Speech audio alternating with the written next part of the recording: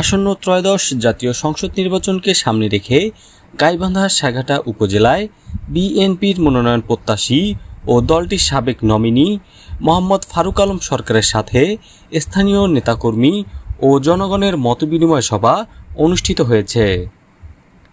শুক্রবার ৩ অক্টোবর বিকেলে উপজেলার কমলপুরে বিভিন্ন ইউনিয়নের নেতাকর্মীদের অংশগ্রহণে এ মতবিনিময় সভা অনুষ্ঠিত হয়।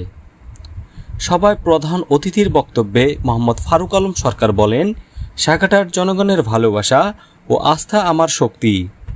দলীয় সিদ্ধান্ত অনুযায়ী নির্বাচন হলে আমি জনগণকে সঙ্গে নিয়ে পরিবর্তনের রাজনীতি গড়ে তুলতে চাই।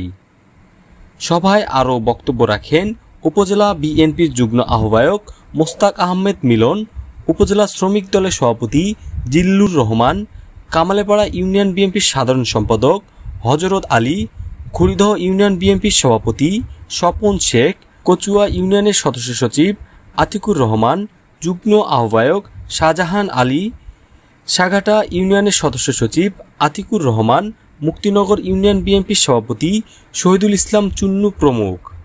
বক্তারা আসন্ন নির্বাচনে বিএনপির মনোনীত প্রার্থীকে বিজয়ী করতে নেতাকর্মীদের ঐক্যবদ্ধ থাকার আহ্বান জানান।